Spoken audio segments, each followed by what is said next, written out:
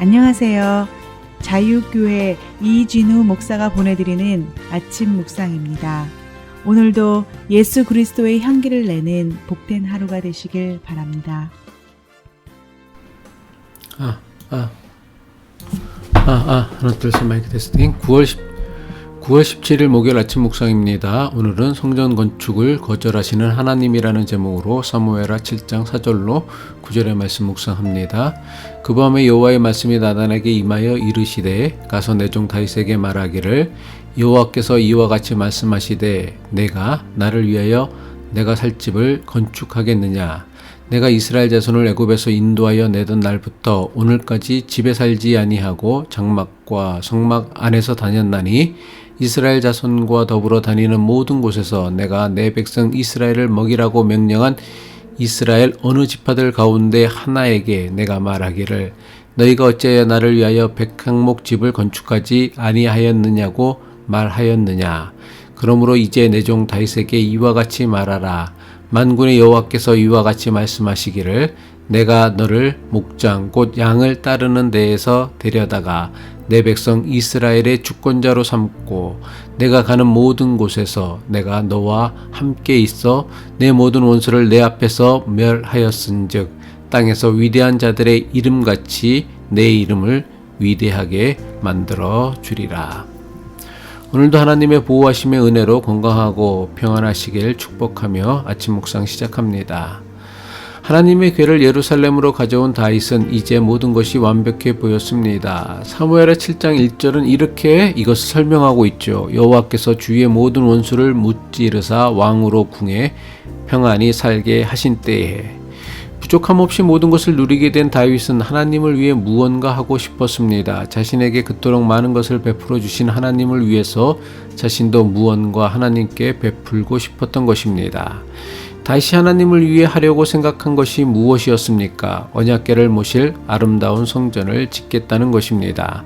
자신은 백향목으로 지어진 아름다운 궁전에서 사는데 하나님의 궤는 장막 아래 모셔두는 것이 마땅치 않다고 여긴 것입니다. 다윗은 즉시로 나단 선지자를 불러 성전을 지으려는 자신의 계획을 말합니다. 성전을 짓겠다는 다윗의 계획을 들은 나단 선지자는 하나님께 묻지도 않고 왕이 원하시는 대로 하라고 합니다. 사무엘하 7장 3절이죠.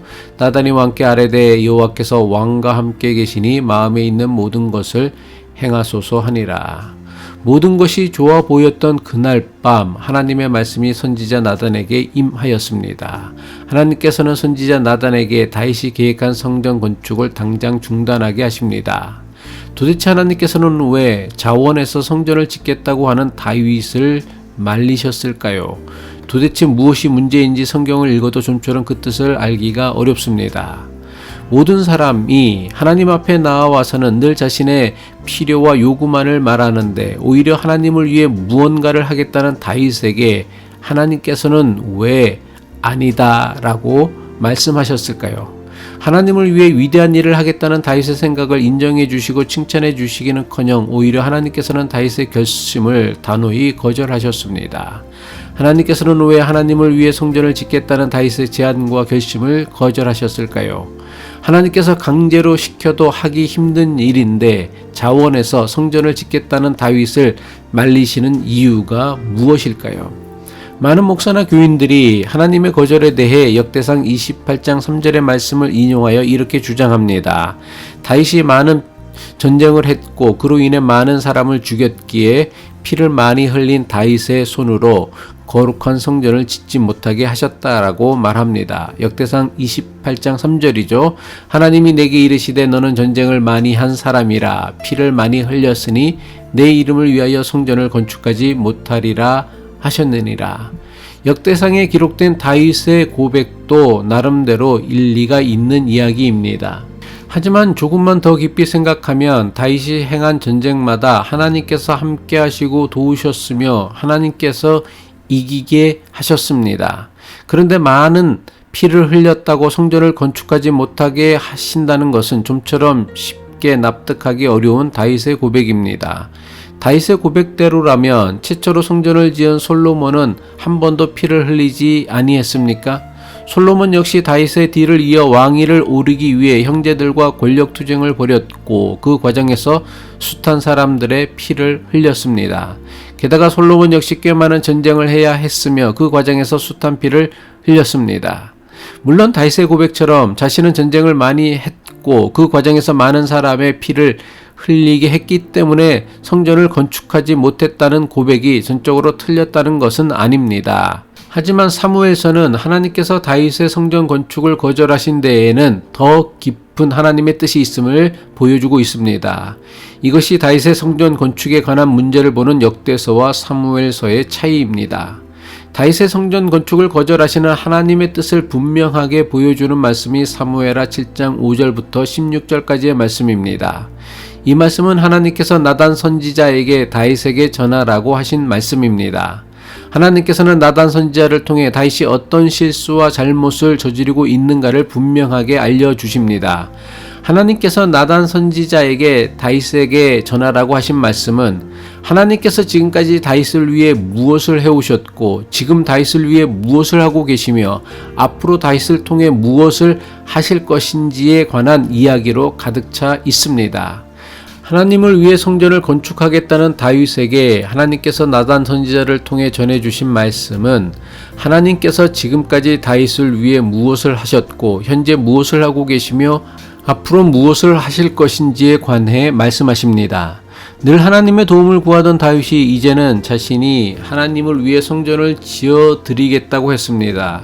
하지만 하나님께서는 이것을 매우 심각한 다윗의 위기로 여기신 것입니다. 도대체 이것이 왜 문제가 될까요? 하나님께서는 왜 이것을 심각한 신앙의 위기로 여기신 것일까요? 늘 하나님께 도움을 구하고 하나님의 도움을 받아야 했던 광야의 도망자 다윗이 이제는 권세와 힘과 부를 가진 강력한 왕이 되었습니다. 이제 다윗은 예전의 다윗이 아니었습니다. 이제 다윗은 부족한 것이 없이 자신이 원하는 것이라면 무엇이든지 가질 수 있고 할 수 있는 왕이 되었습니다. 다윗은 자신의 명령 한마디면 당장 오늘부터라도 하나님을 위한 성전 건축을 시작할 수 있는 막강한 힘을 가진 왕입니다.